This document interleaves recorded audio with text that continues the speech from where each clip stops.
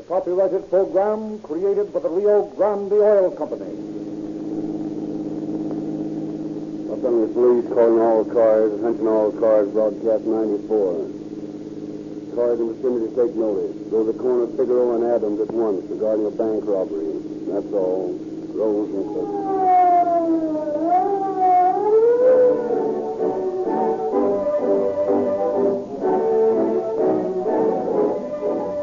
Every boy and every girl listening to Calling All Cars is entitled to a free gift. In fact, you can get several free gifts. Just listen to the announcement at the close of this program. Rio Grande delivers more value than any other gasoline. Besides the free gifts for girls and boys, Rio Grande gives every motorist more value than ever before for his gasoline money. In the first place, you get tetraethyl added to Rio Grande cracked gasoline at no increase in price. You get more speed, more power. It is easy for any gasoline to claim these superiorities, but Rio Grande offers proof that it is the fastest, most powerful gasoline in this market.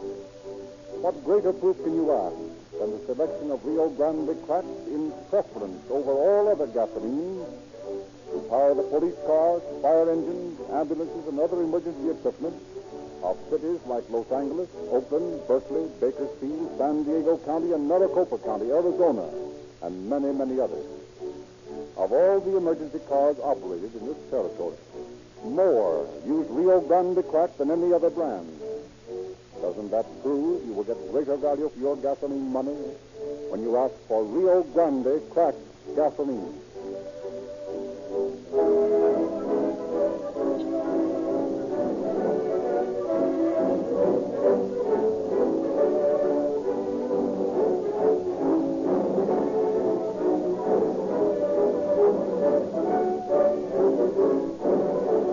And now it is our pleasure to present Captain H.S. Seeger, commanding the Robbery and Narcotics Squad of the Los Angeles Police Department. Captain Seeger. Good evening, friends. There seems to be no length to which criminals will not go in carefully planning a crime which they believe will put them on easy streets for the rest of their lives. Physical and mental energy is expended in lawless enterprises which, if directed in proper and honest channels, might well return the authors of the plans a much greater compensation than they received for their criminal activity. For these men always slip up. They forget something. They omit an important detail, and then the law is on their trail. None of them get rich quick. None of them retire to a life of ease. Do you remember Herb Wilson? He worked months planning the robbery of a safe in Detroit in which it was reported there reposed $13 million. The plans went through with military precision, but the acetylene gave out in his torch. There was only a quarter-inch of steel left between him and his fortune. He was a smart man, but he slipped up once, and then again, and finally landed in the penitentiary. His case is similar to the one you are about to hear, in which three young men worked with an intensity they never would have felt in an honest occupation, toiled like slaves in a dark, dank hole underground, burrowing toward a fortune which they never got.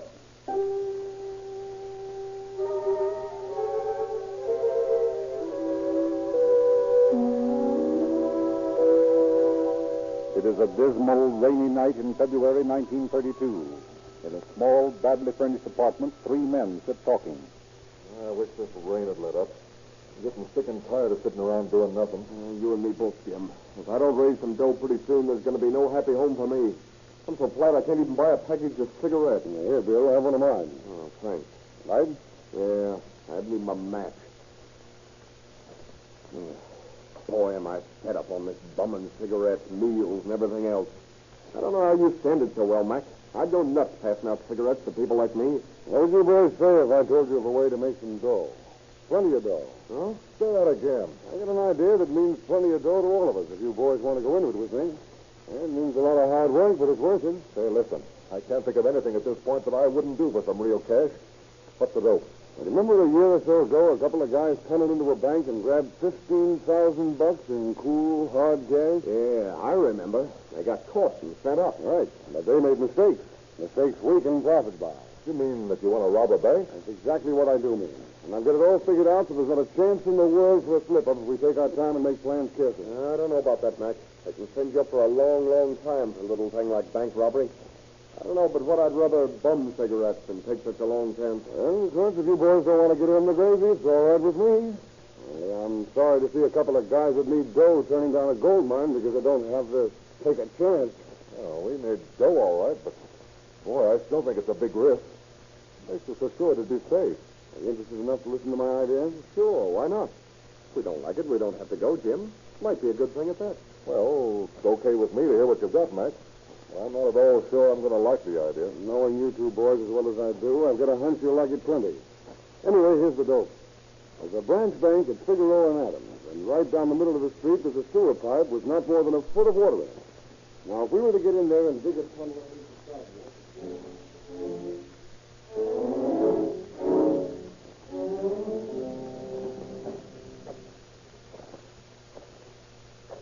Well, so far, so good. Nobody's seen us, and we've gotten the first part of the tunnel started. Well, I told you it was a setup. All we've got to do is to be careful getting in and out of the manholes so nobody will get wise we're not working for the city.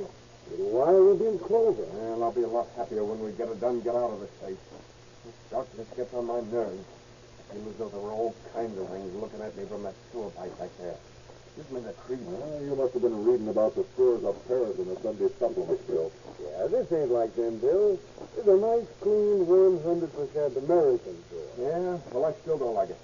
Reminds me of a graveyard. Only it's worse because it's underground. There's only one thing that's got me worried. My wife. She's getting kind of funny about my telling her I'm looking for a job every night. Told me today that it seemed a queer kind of time to look for a job. Yeah? What'd you say to that? Oh, I told her that I had something lined up with the city, and at night was the only time you could see the guy that does the hiring and firing. I don't think she's really suspicious about me, only sometimes I gotta watch myself. Liable to let something slip and mess up the whole work. Yeah. Things like that you gotta watch. Blab and Dames have sent more guys to the camp. Don't tell my what about Blab and Dames. All right, you guys. There's no place to get into a battle. When we get out of here and the job's done, and I don't care what you do. Yeah. You're right, Mac. I'm sorry I got so Bill. I guess it's just nerves. Well, 3 days in this tomb's enough to drive anyone back. How long do you figure it'll take us to get there, Mac? Well, it shouldn't be long. We've got along swell so far. If we don't strike any tougher going than this, it'll be only a matter of a week or so. Well, I hope it's not any longer. 7 more days in this rat hole, and I'm liable to go completely nuts. Snap out of it and get to work, will you, Bill? Okay.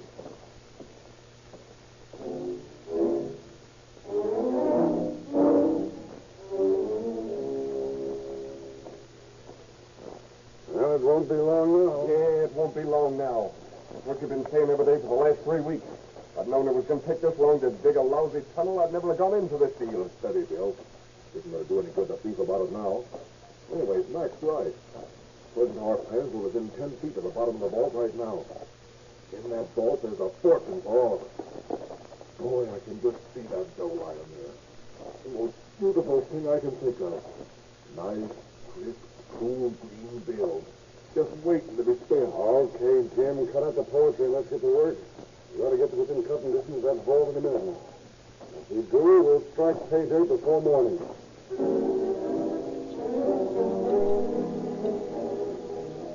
A few hours later, William Waters, night watchman for the bank, is making his rounds when he sees a light burning in the office of a finance company next door. In the circle of light thrown from a small desk lamp, he makes out the face of Len Brace, manager of the finance company and close friend of his. Deciding to have a late smoke with him, Waters enters the office. Working kind of late, aren't you? Oh, hello, Bill. Yes, I've got a few things that have to be finished, so I'm burning a little midnight oil. Well, if you won't bother you, I'll sit down and have a smoke. Sure, sit down. I'm glad to have your company. Well, it gets pretty dull working nights here. Have a cigarette? Oh, thanks. I'll stick to my pipe. I don't like cigarettes anymore. I can't smoke them. I wish I couldn't. I smoke too many. Hey, listen. There's that noise again. You hear it? Yeah.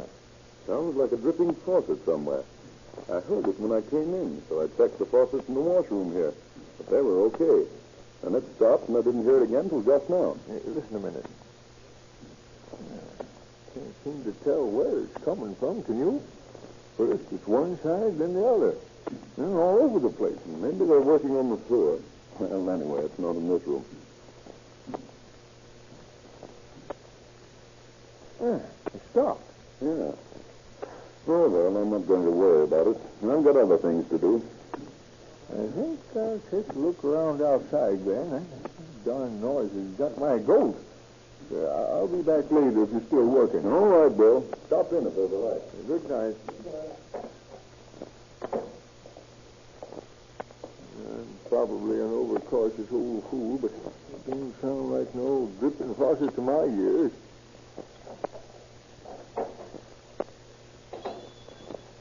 Huh? Everything all right in here. By golly. It's coming from down under this bank. And it sounds like a cold chisel on hard steel.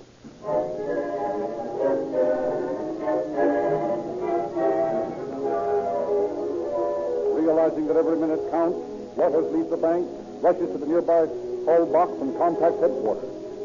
Explaining the situation, he asks for all available police and detectives, then returns to the bank and waits, not knowing what to expect and hoping against hope that the reinforcements will arrive in time. And in the man-made tunnel under the bank... Yeah, this thing's making an awful noise, Mac. Isn't there something we can do to muffle it? Who's going to hear this? You couldn't hear anything 5 feet away with all this dirt around us. I hope not. How's it going, Jim? Yeah, not far to go now, Mac. About half a inch moving through the wall. You got the soup ready so we won't waste any time when we get in? Yeah, right here. Once we get in the vault, it won't take us an hour to clean everything up and take it on the lam. Yeah, and that won't break my heart. Mine either. I feel like we've been in this hole for 3 years instead of 3 weeks. Max, what's up? Where's that cold air coming from? Yeah. There's a breeze coming down the tunnel. Hey, wait a minute. Somebody's lifted a manhole somewhere. Quiet while I go back and see what's up. It's the cop. We're trapped like a bunch of rats. Shut up, you fool. If it is the bull, they might not find us in here unless you shout about all over the place. I knew something like this would happen. I should have played my hunch. I should have kept out of this. Well, you'll have to quit beefing. Quiet. Come back along the tunnel. Come on, leave that stuff and get out of here. It's alone all right, but they haven't found the hole in the pipe yet. You can get out and beat it down the sewer to some other opening and get away before they find this tunnel. Come on, Bill. Let's go.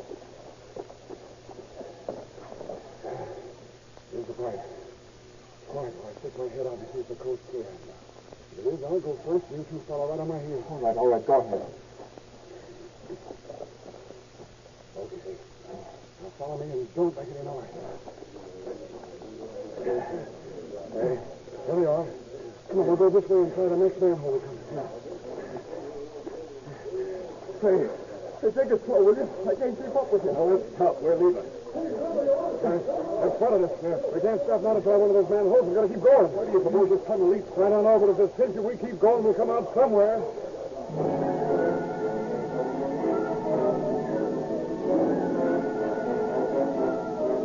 Hammering madly down the slime-covered pipe, falling over one another in their mad haste to gain some exit, the 3 men managed to stay just out of range of the guns of the pursuing police. Mile after mile, the weird chase continues.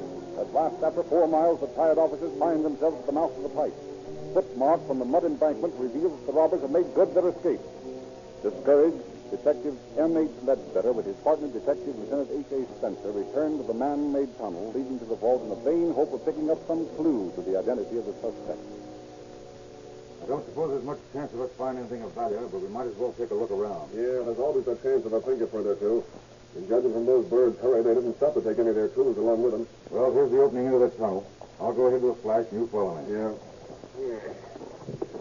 Say, they gotta be a groundhog to get through here. Well, we're almost there. I can see the end. Here we are. You're right about the tools. There's some candles, a flashlight, hammer, and Hey, what? There's a man's suit coat. By golly, you're right. We ought to be able to get some identification marks out of this. Yeah, we ought to be able to, but we can't. Why not? Because these guys are no dumb crooks. They've torn the maker's name and every bit of identification out of the lining. Now, isn't that just dandy? We might as well take this junk into headquarters and see if we can raise any prints. And if we can't, We're going to have one swell time trying to find out who these birds are.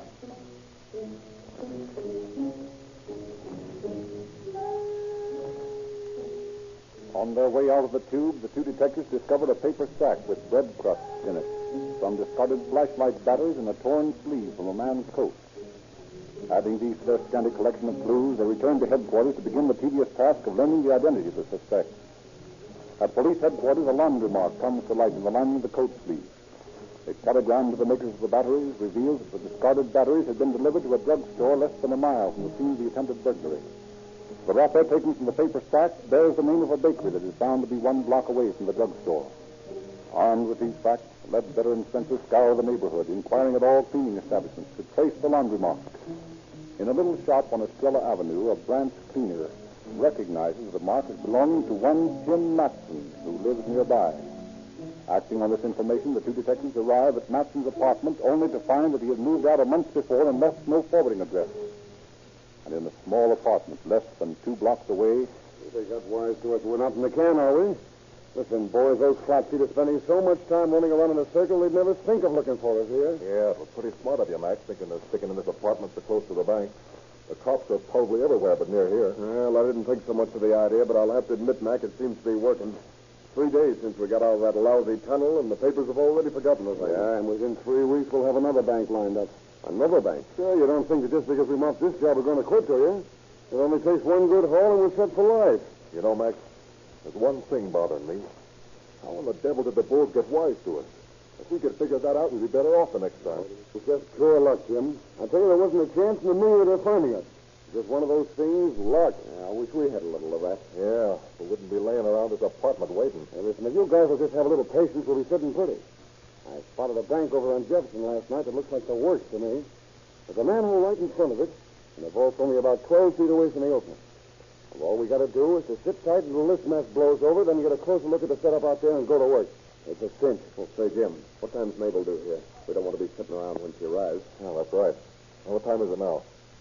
2:30. Oh, she ought to get home by 3. I guess we better get out. Where will we meet you tonight, Max? Your wife's going to stay here? No, she's going out somewhere for dinner. I told her I was going over to the city office again. All right. Well, let's all get together here about 6. Okay by me. Yeah, me too. And I'll see you boys here at 6 tonight. All right. So long.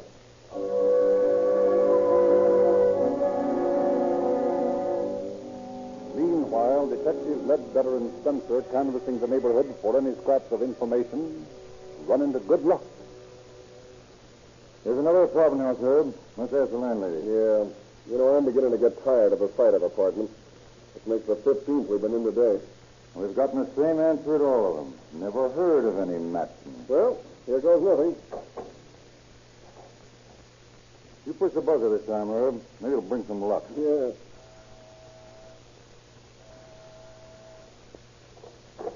Good afternoon. Good afternoon. We're looking for a man by the name of Matson. Tim Matson. You any tenant here by that name? Matson? No, I don't, but I'll tell you Is there anybody staying here that has a similar name? Let me think. I might have moved in about a month ago. Wait a minute. There's a Mr. Jim Watson lives here, and if I remember rightly, he moved in just about that time. Yeah. Yes, it was the day that my son got his job over at the bakery. You know, Sounds like our man. Right. What if you could tell us a little about this man? Do you know if he works? Why, yes, I think he does. At least he leaves here every night about 9 o'clock, and he takes a sack of lunch with him, and it's He all leaves that... here about 9 at night. Herb begins to look as though we're on the right track. Now, what apartment has he? Number 201. He's on the second floor, right off the stairs. Hey, wait a minute. What do you men want to know all this for? You friends of his? We're detectives, ma'am. Los Angeles Police Department. Detectives? Oh, I might have known this would happen. Just as I was getting back on my feet.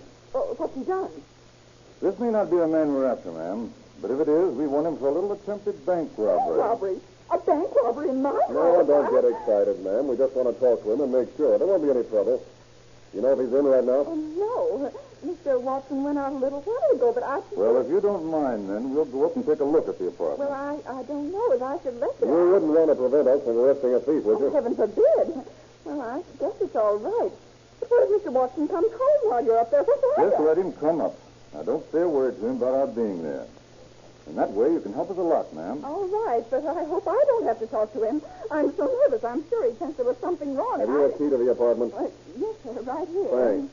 All right, Hal. Let's take a look around up there. And don't forget, ma'am, don't say anything to anyone. I promise you there'll be no disturbance if we can help it. Well, all right, but I tell you, my nerves are so upset I'll never be the same again.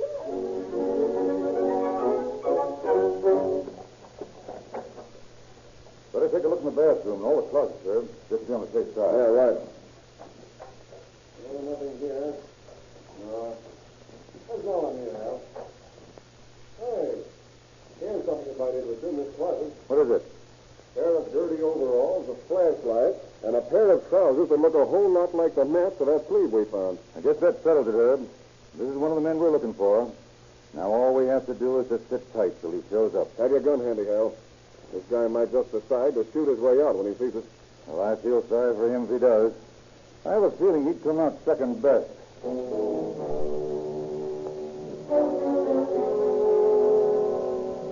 an hour and a half, the two men sit in a small room waiting for the arrival of their quarry.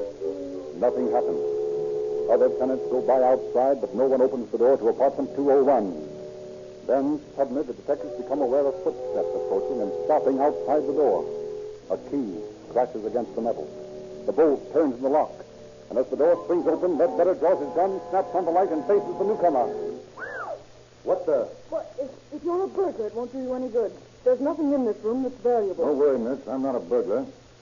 Are you Mrs. Watson? Why, yes, but if you're not a burglar, what are you doing in my room? My name's Ledbetter, Mrs. Watson. Detective Ledbetter of the Los Angeles Police Department.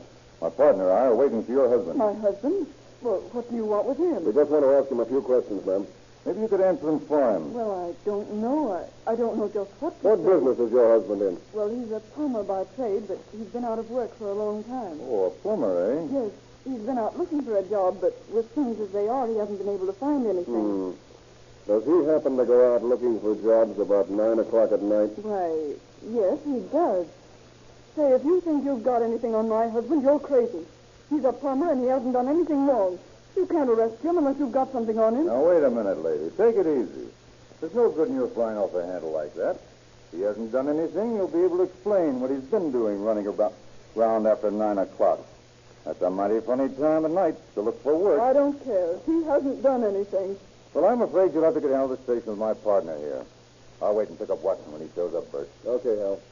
Come along, Mrs. Watson. We've got a few more questions to ask you when you get to headquarters. But I haven't done anything.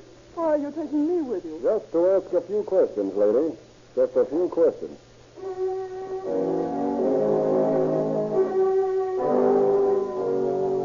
What reasons did your husband give you for going out at that time of night to look for a job? He was looking for work at the city offices. He told me that nighttime was the only time he could see the man in charge. Didn't you think that was a little silly at the time? I don't know. I suppose it did enter my mind.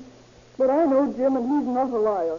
I tell you, he hasn't done anything to be arrested for. What about those dirty overalls in the closet at your apartment? Oh, those were his working clothes. He used them to cover up his suit with on dirty jobs. And had he been using them lately? Why, yes, he took them with him at night. To look for a job? That doesn't make much sense, does it, Mrs. Watson? Oh, I don't know. But I won't believe it. Yeah? Lieutenant Ledbetter's out here, sir. He's got Watson and 2 others with him. All good. Show Mrs. Watson out to the matron's office, Burns. Then tell Ledbetter to come in. Yes, sir. This way, man. I'm sure you'll find out that you're wrong, Lieutenant. That remains to be seen, Mrs. Watson.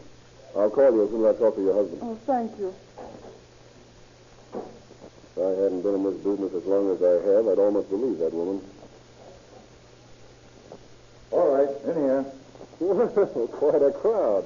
Where'd you find the other 2? They conveniently walked in, one after another, a little while after you left. Which one of you is Watson?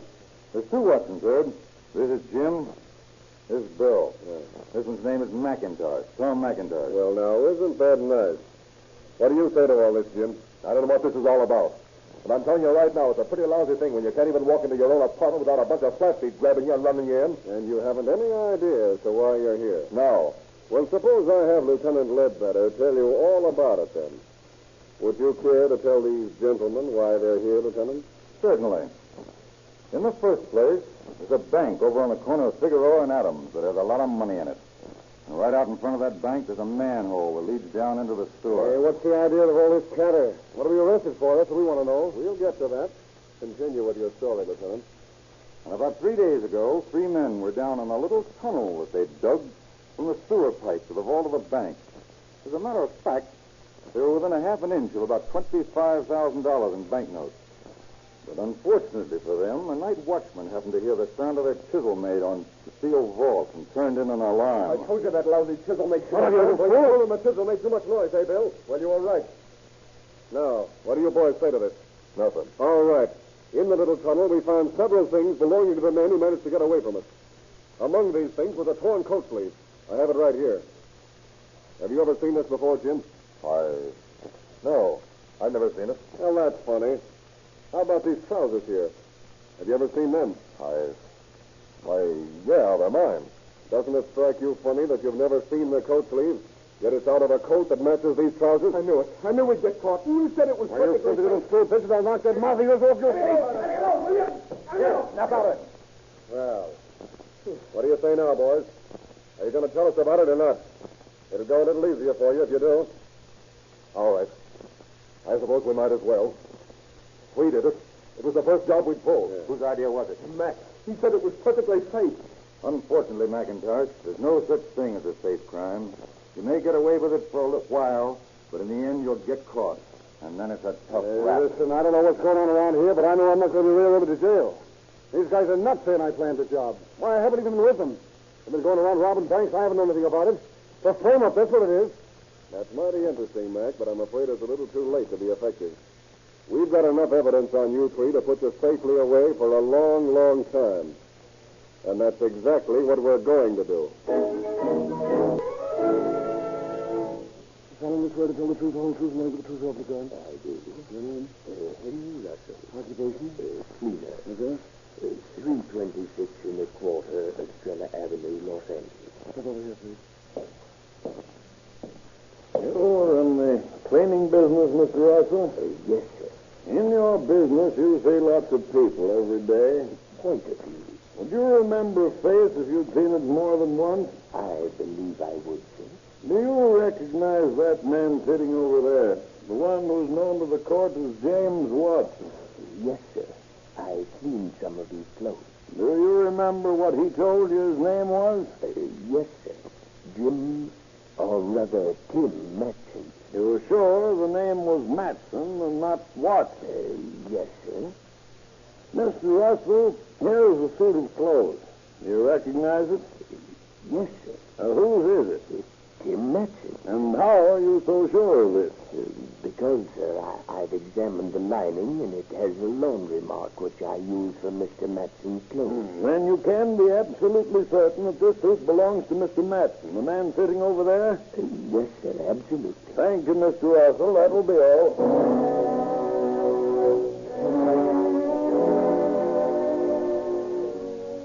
James Watson, William Watson, and Thomas McIntosh stand and face the court.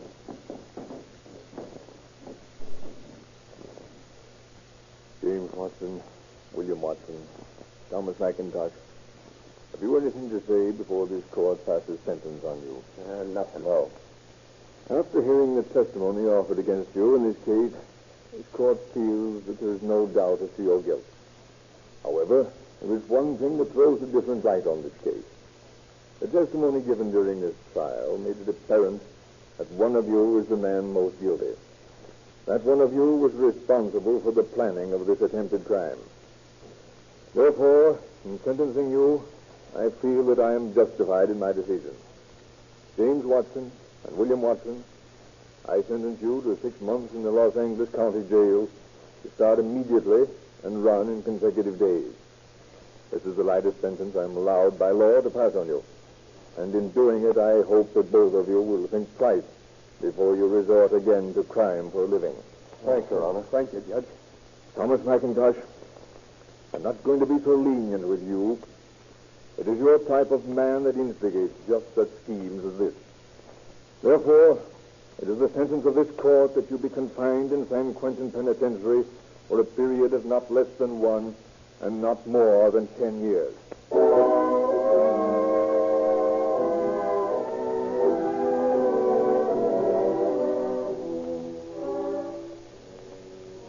And now, to every boy and girl listening, Rio Grande offers several free gifts. To get these gifts, merely go tonight or tomorrow to your neighborhood Rio Grande cracked gasoline service station. Ask about Rio Grande's free gift. The attendant will give you the latest copy of the Calling All Cars News, a big, double-sized special edition, and it contains illustrations and descriptions of all the free gifts. Choose the ones you want. You can have them all at no cost. Parents will want their boys and girls to have these gifts. We urge you to drive your youngsters to the Rio Grande service station. Get a copy of the Calling All Cars News for yourself. It's full of true detective stories, latest movie news, and interesting articles, and it's free. While you're in the Rio Grande station, try a tank full of Rio Grande cracked gasoline. Find out for yourself why it is used in more police cars, fire engines, ambulances, and emergency equipment than any other gasoline. It delivers police car performance at no extra cost.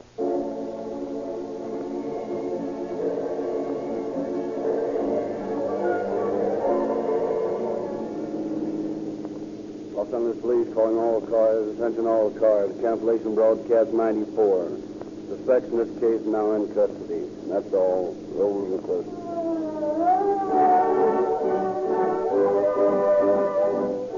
This is Frederick Lindsley bidding you